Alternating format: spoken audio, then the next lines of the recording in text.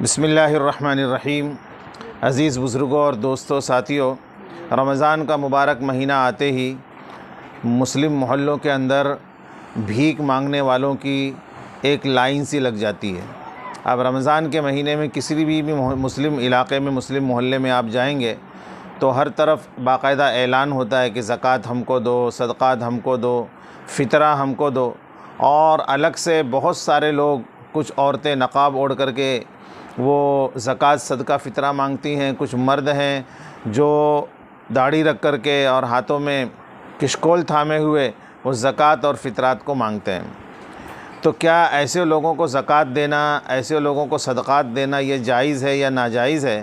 اگر ہم ایسے لوگوں کو زکوٰۃ دیتے ہیں یا ایسے لوگوں کو اپنا فطرہ دیتے ہیں تو کیا ہماری زکوٰۃ قبول ہوتی ہے، ہمارا فطرہ قبول ہوتا ہے؟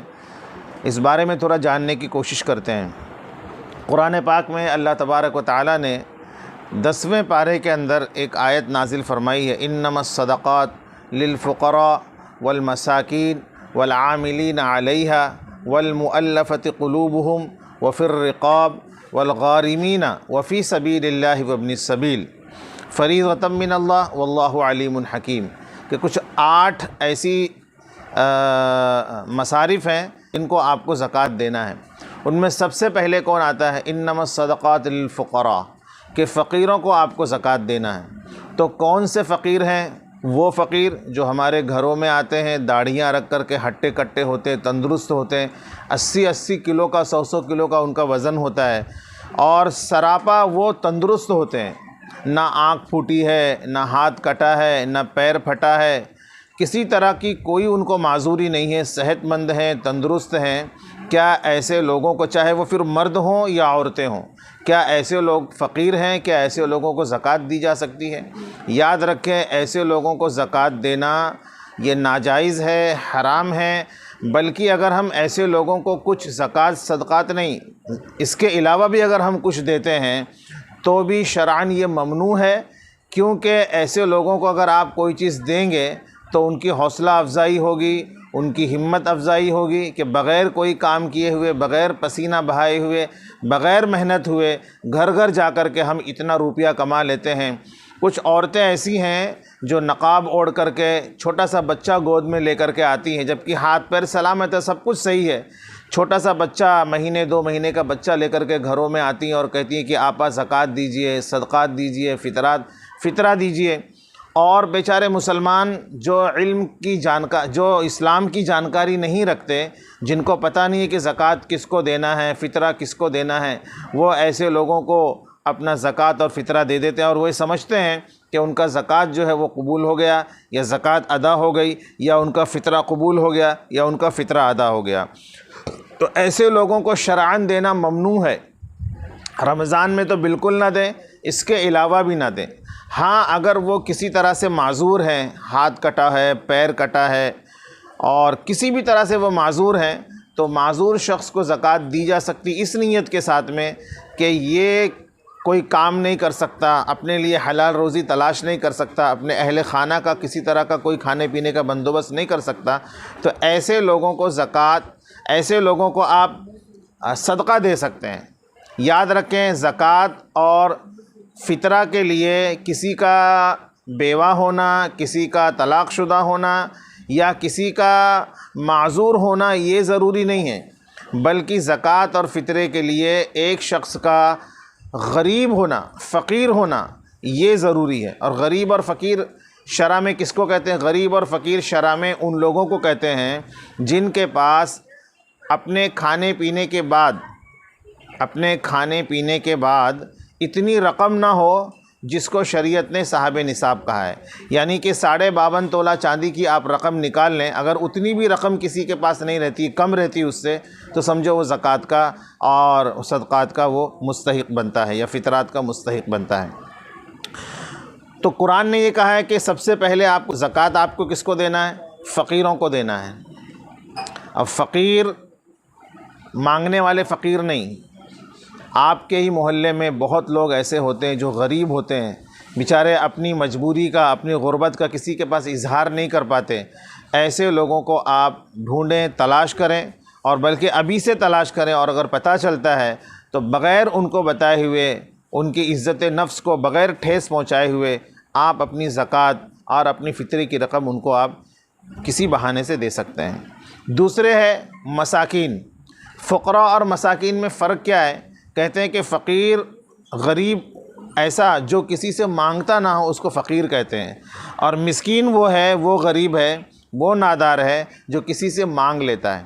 تو آپ ان دونوں کے بارے میں معلومات کریں اور آپ کو پتہ چلتا ہے کہ ہمارے محلے میں ایسے غریب لوگ ہیں، ایسے مسکین لوگ ہیں کہ جو بیچارے کھانے پینے کے بعد ان کے پاس اتنی رقم نہیں بچتی کہ وہ صاحب نصاب بنتے ہیں، یعنی 52.5 تولہ چاندی کے برابر ان کے پاس نصاب نہیں بنتا ہے، تو ایسے لوگوں کو بھی آپ اپنی زکوٰۃ اور صدقات کو دے سکتے ہیں۔ تیسرے ہے والعاملین علیہا، کہ جو لوگ زکوٰۃ اور صدقات کو وصولنے کے کام میں لگے ہوئے ہیں۔ جیسے مسلم ممالک کے اندر بیت المال ہوتا تھا، یعنی پہلے زمانے میں جب بیت المال ہوتا تھا تو صحابہ کرام کو حضور پاک علیہ الصلاۃ والسلام خاص زکوٰۃ اور صدقات کو وصولنے کے لیے بھیجا کرتے تھے، تو ان کے پاس کوئی کام نہیں ہوتا تھا، یہی کام کرتے تھے، تو انہی پیسوں سے زکوٰۃ کی رقم سے ان کو کیا کرتے تھے، ان کی پیمنٹ دے دی جاتی تھی، ان کو ان کے اخراجات کو پورا کیا جاتا تھا۔ والمؤلفۃ قلوبہم، چوتھا جو ہے وہ تالیف قلب، یعنی ایسا نو مسلم جو بیچارہ نیا مسلمان ہوا اور جس کی مجبوری ہے، تو کہتے ہیں کہ اس کو مقدم رکھیں۔ ہمارے علاقے میں کوئی اگر ایسا مسلمان ہو، نو مسلم مرد ہو، نو مسلم عورت ہو، تو اس کو جا کر کے زکوٰۃ ہم ڈھونڈ کر کے دیویں کہ وہ اسلام میں داخل ہوا، کہیں ایسا نہ ہو کہ اسلام میں داخل ہونے کے بعد مجبوری اور مفلسی میں، ناداری میں رہ کر کے پھر سے اسلام سے نہ پھر جائے، تو تالیف قلب کے لیے اس کو بھی زکوٰۃ دینا چاہیے۔ یا پھر ایسا کوئی غیر مسلم آدمی جو اسلام سے رغبت رکھتا ہے، اسلام کا شوق رکھتا ہے، رسول پاک صلی اللہ علیہ وسلم سے محبت رکھتا ہے، لیکن ابھی اسلام قبول نہیں کیا ہے، لیکن ایسا لگتا ہے کہ اگر ہم ان کی زکوٰۃ سے مدد کریں گے تو ہو سکتا ہے کہ وہ اسلام کو قبول کر لے، تو ایسے شخص کو بھی زکوٰۃ دی جا سکتی ہے، چاہے وہ غیر مسلم ہی کیوں نہ ہو۔ پانچویں ہے وفی الرقاب، گردنوں کے چھڑانے میں، یعنی کہ پہلے زمانے میں کیا ہوتا تھا کہ مرد اور عورت کو بیچا جاتا تھا، غلام ہوتے تھے، باندیاں ہوتے تھے، تو غلاموں اور باندیوں کے گردنوں کے چھڑانے میں آپ زکوٰۃ کی رقم کو استعمال کر سکتے ہیں، جس کا آج مصرف تو نہیں ہے۔ وفی الرقاب، اور کہتے ہیں کہ قرض داروں کے قرضوں کو ادا کر دو۔ آپ کے ہاں محلے کے اندر، علاقے کے اندر، رشتہ داروں میں، پڑوسیوں میں، خاندان کے اندر بہت سارے ایسے لوگ ہوں گے جو مقروض ہوں گے، جنہوں نے جائز قرض لیا۔ ایسا نہیں ہے کہ وہ ایک مکان خریدے، پھر دوسرا مکان خرید لیے، پھر ایک کمپنی خریدے، دوسری کمپنی خرید لیے، وہ مقروض ہو گئے، ایک گاڑی خریدے اور 4 گاڑیاں خرید لی، وہ مقروض ہو گئے۔ ایسا قرض دار نہیں۔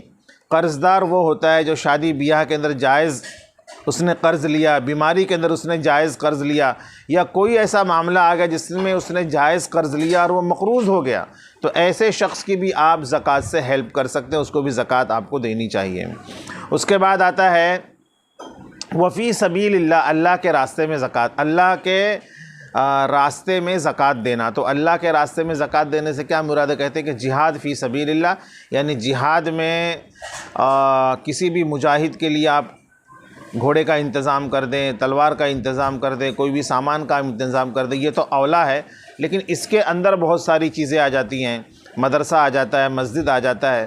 باقاعدہ مدرسہ اور مسجد کو اللہ تبارک و تعالیٰ نے قرآن میں مینشن نہیں کیا ہے، لیکن وفی سبیل اللہ میں یہ ساری چیزیں آ جاتی ہیں۔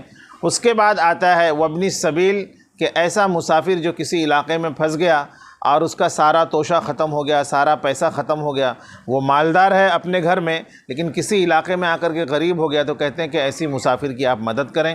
تو ایسے 8 لوگ ہوتے ہیں جن کو آپ کو اپنی زکوٰۃ دینی ہے۔ باقی ان کے علاوہ آپ کو زکوٰۃ نہیں دینا ہے کسی کو، قرآن نے یہ فریضۃ من اللہ سے واضح کر دیا ہے۔ اچھا، اس میں مدرسے کہاں سے آ گئے؟ کہا کہ مدرسوں کا نمبر تو اس میں ہے ہی نہیں کہیں، وفی سبیل اللہ کے اندر فی سبیل اللہ میں مدرسے آ جاتے ہیں۔ اب مدرسے والے لوگ جو ہے علماء، یہ ممبر اور محراب پر قابض ہیں، تو یہ کھڑے ہو کر کے سب سے پہلے مدرسے کی بات کرتے، اس لیے عام آدمی یہ سمجھتا ہے کہ مدرسوں میں دینا زیادہ فضیلت کا، زیادہ ثواب کا باعث ہے، جبکہ ایسا نہیں ہے۔ قرآن نے واضح کر دیا کہ فقراء، مساکین، عاملین علیہا، تالیف قلوب اور اسی طریقے سے وفی الرقاب والغارمین اور وفی سبیل اللہ وابن السبیل، یہ ان 8 لوگوں کو آپ کو زکوٰۃ دینی، باقی اس کے علاوہ آپ کو کسی کو زکوٰۃ نہیں دینی ہے۔ اور جو رمضان میں بھیک مانگتے ہیں لوگ آ کر کے، عورتیں ہوں مرد ہوں، وہ ہم سے زیادہ امیر ہوتے ہیں، ہم سے زیادہ پیسے والے ہوتے ہیں، یہ بیوقوف بناتے ہیں۔ اگر آپ نے ان کو زکوٰۃ دی تو آپ کی زکوٰۃ بالکل بھی ادا نہیں ہوگی۔ اس لیے رمضان کے اندر خاص طور سے اپنے زکوٰۃ، عطیات، فطرات اور صدقات کا خاص خیال رکھیں۔ یہ ایک اسلامی رکن میں سے ایک اہم رکن ہے۔ اگر آپ نے اس کی تحقیق نہیں کی، بغیر تحقیق کے اگر آپ نے اس کو دے دیا تو یاد رکھیں اسلام کا یہ اہم رکن آپ نے ادا نہیں کیا۔ وآخر دعوانا ان الحمد للہ رب العالمین۔